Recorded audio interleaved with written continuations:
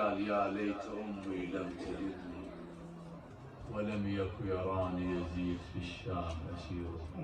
ليش؟ لأني شمت وشماتة الأعداء، فكيف إذا كان أمويا؟ أيوب نبي ما تحمل الشماتة.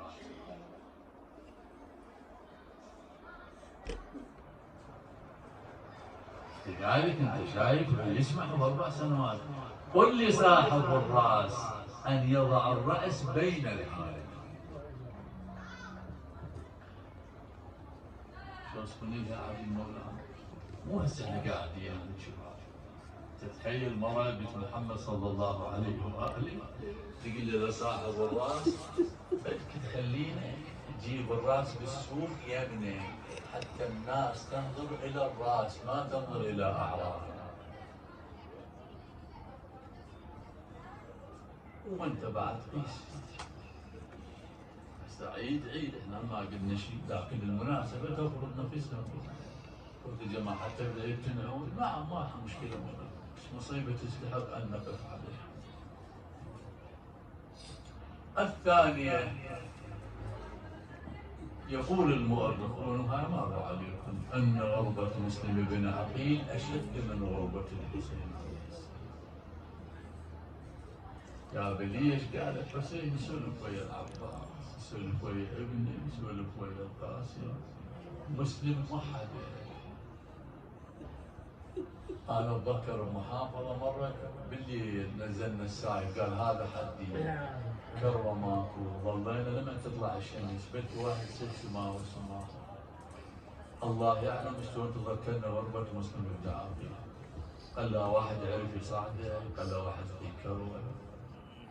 وعدت غريبا بتلك الديار أرى صفتي لم تكن كما عاد مسلم بين وكابد. أيا ابن عقيل فدتك النفوس لعظم رزيتك الفاتحة، قتلت ولم تبكك الباكيات. مالك ولا مر عليك تبكي؟ أوليس لك بالمصر من نائحة؟ ماكو غير صراحة. وقف بالباب قالت له يا أيها الرجل لا يحق لك الوقوف في بابنا.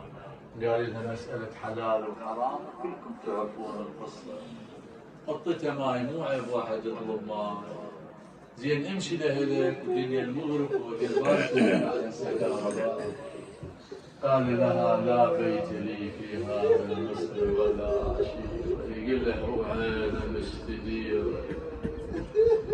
مثل حيرتي ما جرت حيرة ومسلم الفاجد نصير. قالت له ادخل على الرحب والسعة إلى الدار، طبعا إلى البران إلى المضيف.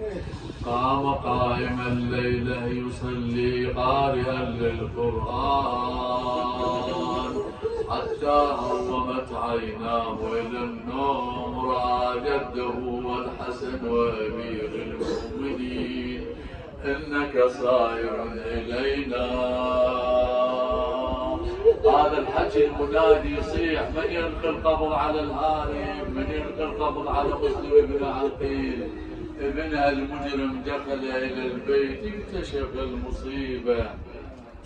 رجع بقوته إلى عبيد الله الأمير. قال له بشراك الجائزة عندنا بالبيت. قال امشوا بابن الأشعث واحصروا البيت على واحرقوه على قالت له أين شجاعة عمك أمير المؤمنين؟ تقول لها يا طاعة شجعيني، لأن الرجال بعد مصير هذا لازم يتواجه. هل قال أقسمت ألا أقتل إلا وأن رأيت الموت شيئا يفرى كل امرئ مذاق يوما شرا. عظم الله لكم الأجر، تعب من القتال لوحده، ناداه ابن أشعث اللعين قال يا مسلم لا تقتل نفسك لك الأمان، وهذا عار عليهم إلى يوم القيامة. أمن منهم أخذوا سيفه بكى قال يا مسلم إن الذي يطلب مثلك لا يبكي. عليه من يبكي؟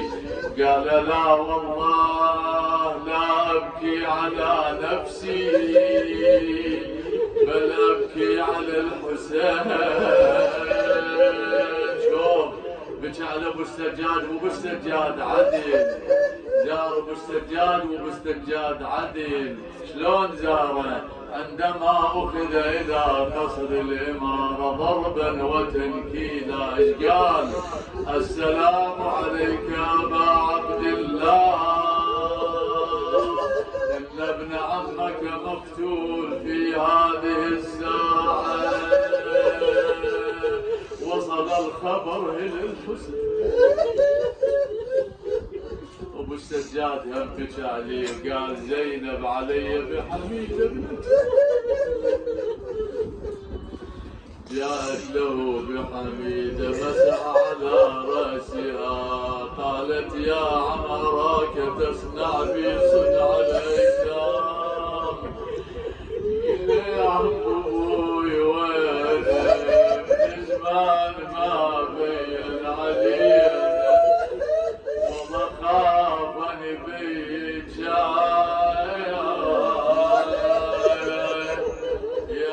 زين. يقولون من قصر الأمارة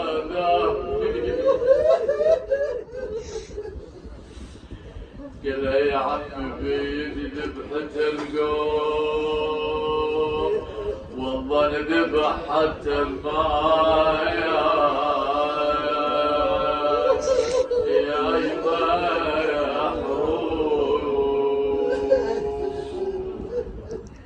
وسحبا تجر بأسواقهم أوليس لك بالنصر من داعي. إلهي وسيدي ومولاي